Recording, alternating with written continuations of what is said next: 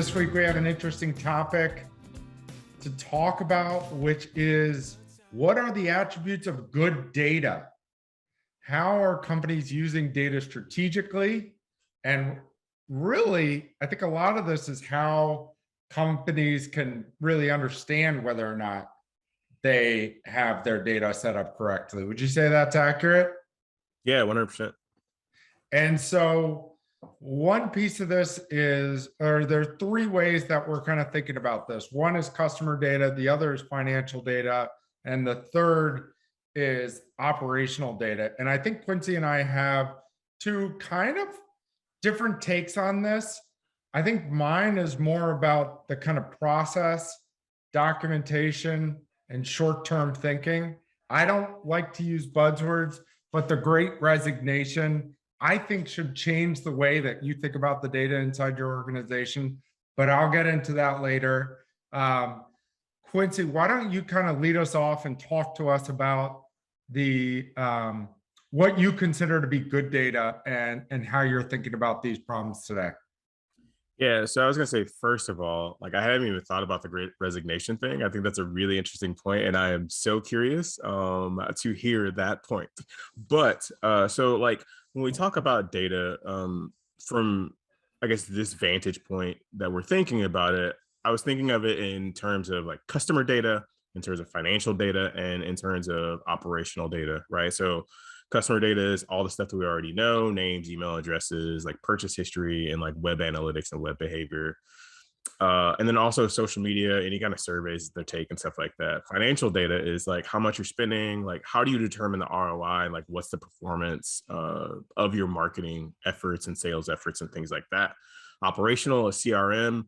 If you're a company that ships and sells product, what is the logistics and shipping looking like? And then also, if you have hardware products and you're probably monitoring those things, they're plugged into an app somehow, like that feedback data from the hardware, right? So those are the three pillars, more defined is how I'm thinking about this.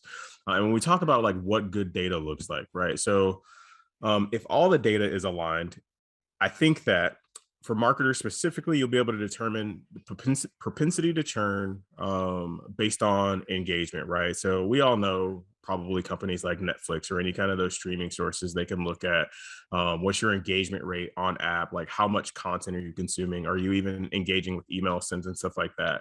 But if you don't have a really firm grasp on that, then it's hard for you to determine ideal customer, ideal use cases, and if they are going to stay on the platform long term and have a low propensity to churn, right?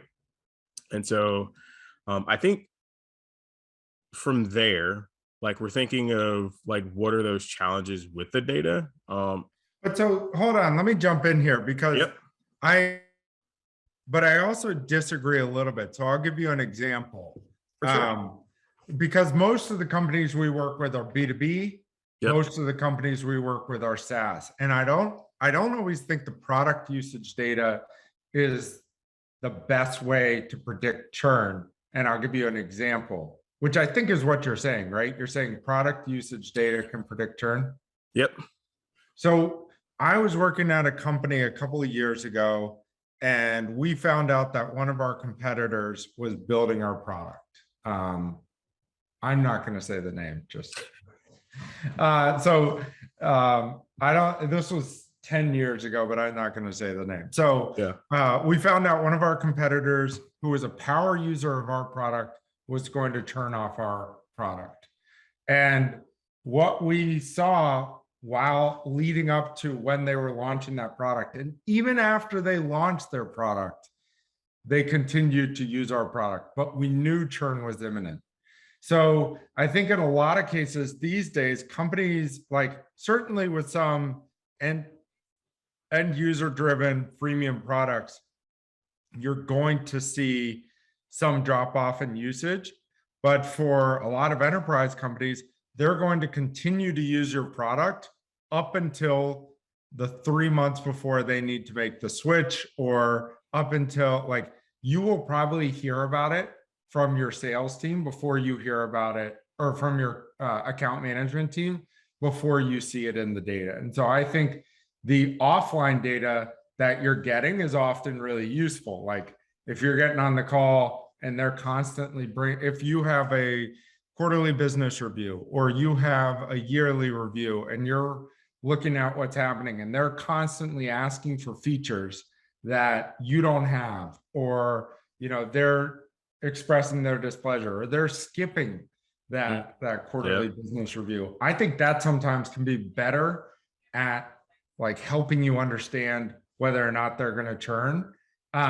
However, we're still talking about data and it's still a critical piece. Those types of metrics are metrics that you and I measure at Compound Growth Marketing, where we understand the health of the companies that we're working with. And we want to really, be able to use maybe not as much quantitative data, but qualitative data to understand whether or not somebody is likely to want to move on from compound growth. Exactly. So then I have a question for you. How do companies, or how can a company, like we talk about good data, but how can a company like mess this up? Like what are the things that they're doing? I don't want to say, well, I guess wrong is the word. Like what are they doing wrong to like mess up like potentially good data and a good structure? Yeah. So in my opinion, it's constantly changing how they track data. It's not coming up with frameworks or systems to acquire data. And this is where it relates to what's going on with the Great Resignation, where I think systems, process, and frameworks for bringing consistency to a company is even more important than ever, because people are leaving every 1 to 2 years. And that especially hurts a foundational part of the team, like marketing operations or the operations team where data sits. We see it all the time. Company has Marketo or HubSpot. The main admin, the person who understands that product through and through, leaves. There's no documentation.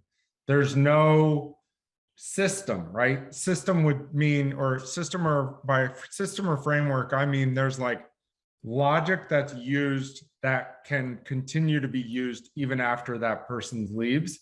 There's none of that. The person did it all in their own silo and then they leave. And then the company basically has to tear down the instance and build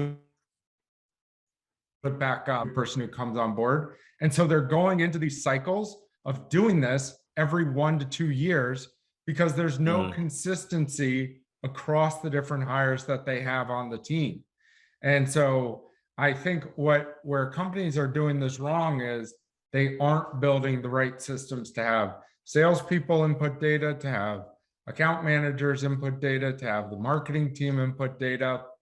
It's as simple as something like UTM tracking on the marketing side of things. Yep. And it's as simple as the fields that you like, training your sales team and getting them to input certain fields into their CRM so that you have a consistent level of data coming out of that system.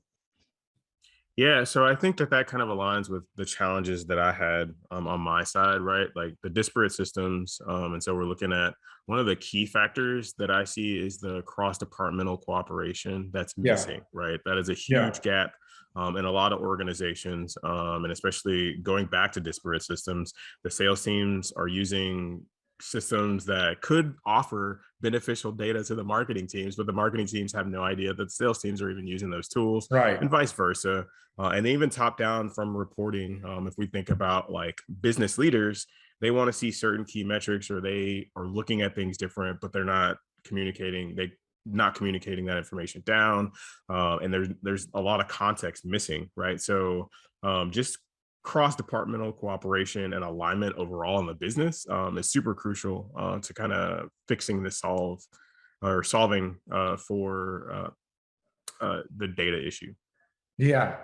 And so how can because we are seeing a lot more centers of excellence for operations. Yep.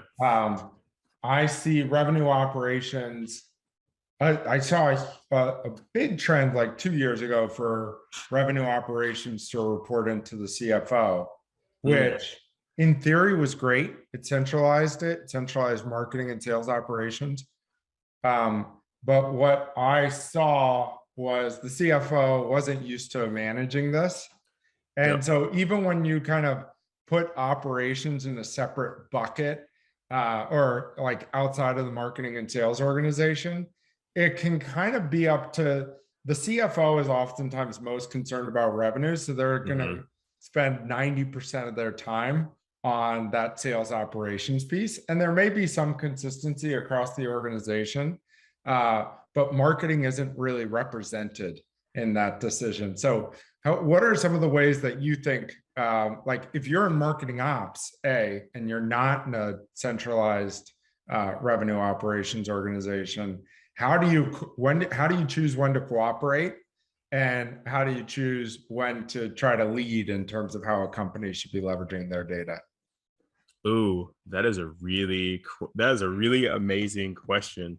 And I think it comes with a mindset shift from marketers um to go from like this idea, like we talk a lot about campaign calendars from a marketing side, and a lot of it is like fanciful when we think of like what marketing does, design and stuff like that. And so with the shift to performance, like I think that me as a marketer, if I were to go in an organization, I would want to be a part of or have some seat at the table for like when we're doing our overall business planning and strategy, right? Because you want to be aligned from the get-go so that that business alignment can help inform strategies, channels, spend, all that stuff throughout the year.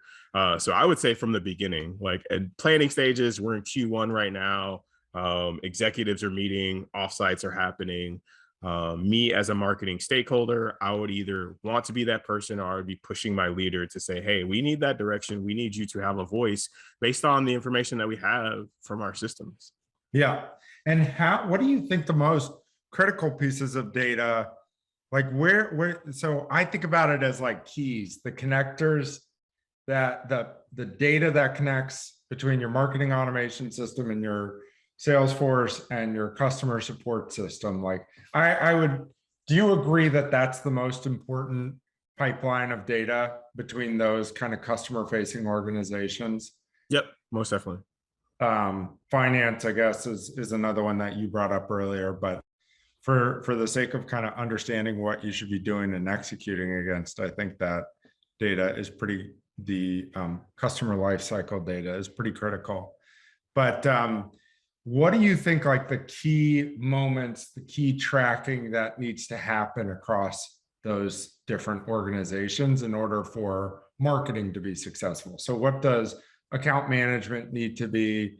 What do we need to make sure we're getting from account management that lines up with the rest of our data? What do we need to make sure we're getting from sales that lines up with the rest of our data? Yeah. So if we're talking from a customer lifecycle perspective, right? Like I think you had brought this up on a post about the poor MQL. The poor MQL doesn't doesn't get the reputation that like it should, and it's because um, again, we talk about the silo thing. There's not a lot of collaboration between the sales and the marketing team to like, hey, what does good look like as far as a lead, right? And then that feedback loop is also not happening from the sales back to the marketing team is like, yeah, like this is sales qualified. This is the conversation that we had. These were the kind of the pain points, so that marketing can make more informed decision and begin to segment their customers even further. And especially when they're going out and doing like demand gen. And so now we have these segmentations based on real-time conversations of sales through to an opportunity and things like that. So visibility down the pipeline, but then also communication across departments are kind of key indicators or key things that we can have as marketers to contribute to like our strategy and how we're pushing things out there. Yeah. Yeah. I think one thing that I've seen recently that's pretty interesting. I've been working with a company called Spool App, And they're really focused on connecting the customer life cycle. So I think especially when you go from sales to onboarding or customer success, like it's really important for your account management team, customer success team to understand why a company purchased the product and what they're going to be most focused on. And that is critical across a ton of service organizations. Even restaurants and hotels, it's important to know member preferences or people who are visiting what their preferences are. So we see that across a number of industries, but I think this app Spool is really cool because it's it's able to pull out the contextual information and pass that down the funnel. Now, what I want to see them start to do is pass that data back up the funnel. And so we see that with some tools like Chorus and Spool and Gong, where they are giving feedback to the marketing. But at this point, I don't think they're using it as much for quantitative data points as they are for intelligence on who their persona is. I think a really interesting one that is more so marketing and like call center focused is CallRail, just because it's just like kind of that recording, but you can also pull out those keywords. You can set keyword parameters, and it plugs into like your paid acquisition sort of components. And so you kind of build based on real-time customer data into your call center, like what the conversations are, what the triggers are, and like how you can kind of push those. If that conversation has something to do with one of your keywords, you can kind of push that and say it's a MQL, SQL, and stuff like that. And it's a kind of a way for marketers who operate in kind of a call center capacity to inform the customer lifecycle as well. Yeah, absolutely. Do you see a day where we're able to kind of pull information from conversations and have fields in Salesforce that we're able to like understand? Like another example I have of this is we have one of our customers is reaching, like on the first sales call, they're asking how somebody heard about them. Yep. And so there's attribution, there's web analytics attribution, which is great, but it doesn't tell you the whole story. We've been seeing a ton of branded traffic and a ton of direct traffic for years. And so understanding how people heard about the product or why they're coming back is really critical. And so that was one of the big use cases I saw with like Chorus and Spool of being able to kind of pass that data back. Yeah. No, I think that is super awesome. And I think the one thing everybody's been trying to figure out voice for forever. I think it's been like 4 or 5 years now that it's kind of been the topic of conversation, alluding now to like voice assistants, like, but nobody really knows how to use that data as of yet. But the interesting thing is like once we're able to, like, I think that we're going to be able to get more of a personalized view into like individual customers and individual businesses, right? Because a lot of times people won't truly rationally tell you how they feel, like by behavior or by on the web, right? But like if you're having these conversations, like you can get true sentiment because like a lot of times it is subconscious first response, like stream of consciousness. They're gonna exactly tell you how they feel. Yeah. So that's what I've learned the last couple of years is you hear a lot on the sales calls, and your LinkedIn posts today kind of fall in a similar thread where I think you've been noticing too, more people are seeing you than are acknowledging you through engagement online. exactly. For yesterday's post, it doesn't matter. This isn't going to be posted tomorrow.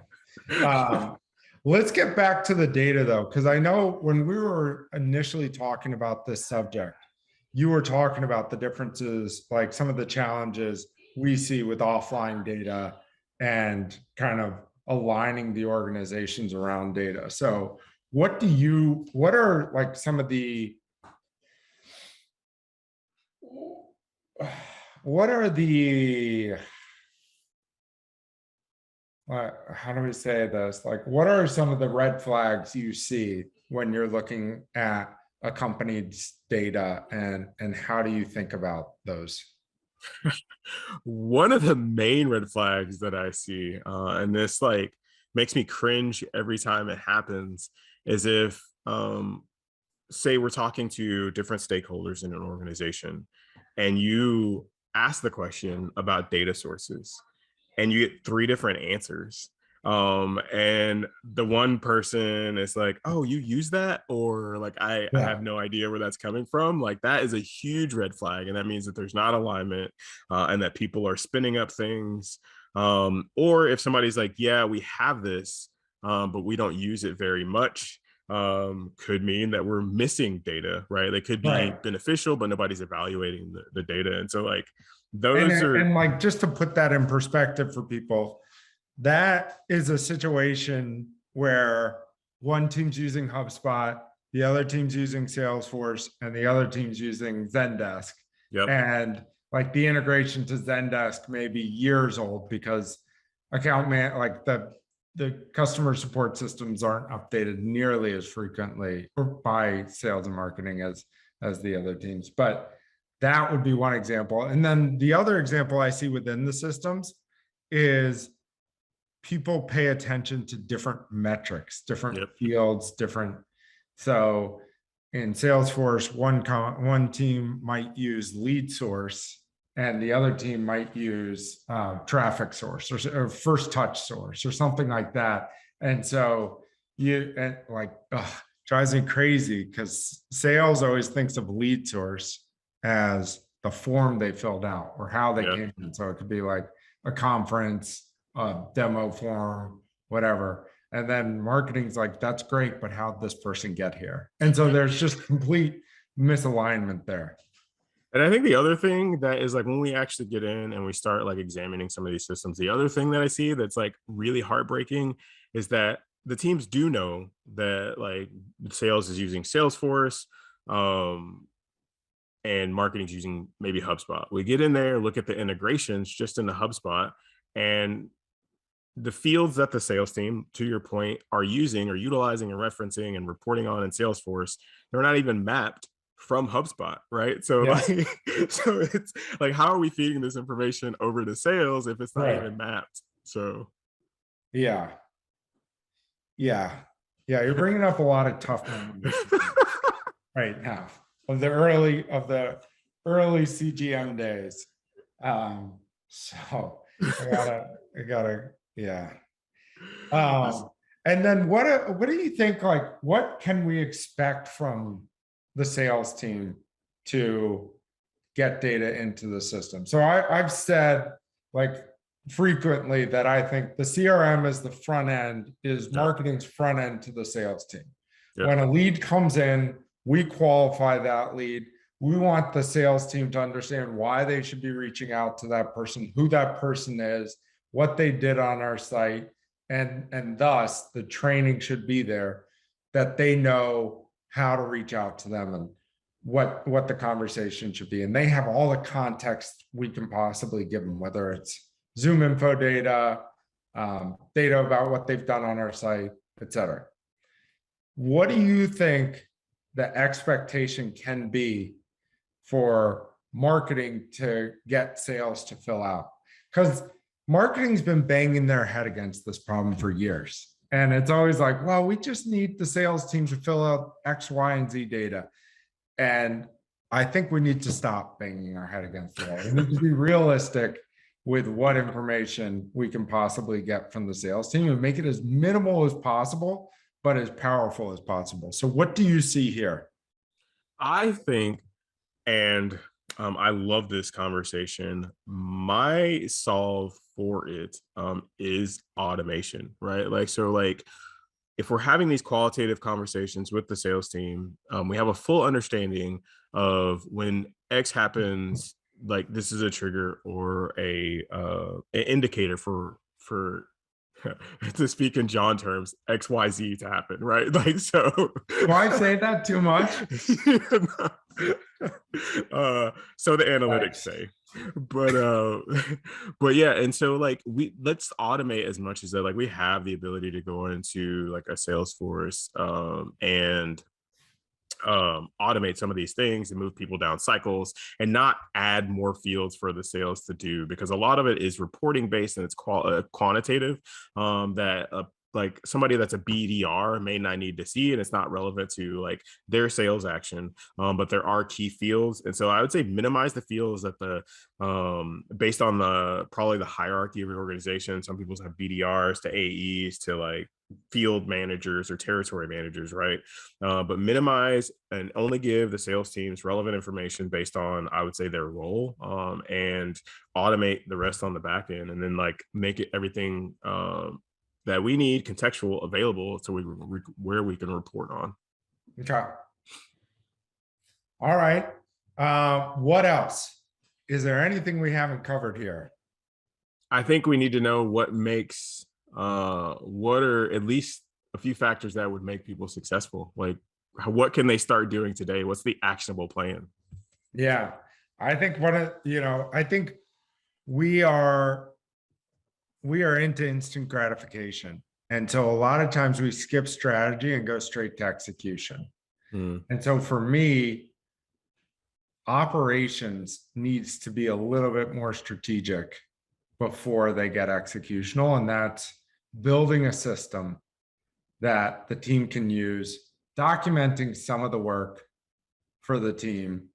But I think oftentimes, and really, I think it's the hiring managers who do this, they bring someone in, they needed something fixed 3 weeks ago, and they immediately have the person dive in rather than getting a lay of the land and starting to think about what the right implementation is going to be for the company. So I think that's one of the challenges that we're seeing, that I see. So I think putting systems in place first, putting something that is going to be able to be a system that people can build on over years. So there's logic behind why the data is the way it is critical. And then another thing that's just a pet peeve of mine when I go into companies, CRMs or marketing automation systems, is leaving data fields in there that are no longer relevant. Yep.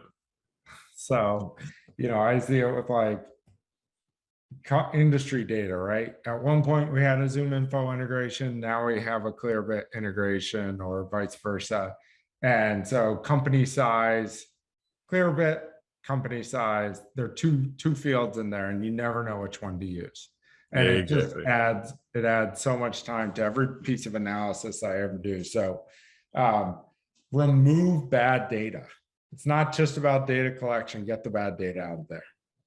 Very valid point. So I heard remove data collection, document and process, and then really importantly, the strategy behind the data, not only just data, but like marketing and sales, because that allows for a repeatable process. And relating back to your great resignation, if somebody leaves between every 1 to 2 years, like the strategy is still the same and you guys have alignment, and so it's documented somewhere. That way somebody can come in, understand, and probably ramp up even faster to get to that execution component that people are trying to get to. Yeah, it's also more scalable across the organization. It makes it more friendly for you to hire more people without, I think, yeah. People get nervous when they don't have documentation and you hire someone and they're like, oh man, I need to explain this. It's like the funky accounting systems that I guess you've heard about, where people have their own quirky ways of keeping the accounting, and the next accountant comes in and has no idea what they're doing. So that would be the analogy for me. What about you? Yeah, I was going to say, I feel the same. I had the documenting and the process. And my other thing is just alignment across the business. Like that is a huge key component for me. I think it's going to be one of those resounding, reoccurring sort of points, like in all of our conversations, is just having the conversation, knowing who to reach out to, and then setting like a regular cadence to make sure that you guys are still in a line. And if the strategy's changed or if something's changed, it's better to know those things on an ongoing basis rather than like be hit with, we're not doing that anymore. Like, so Yeah. I think that's super crucial. But yeah. All right. Sounds good. That's all we got this week.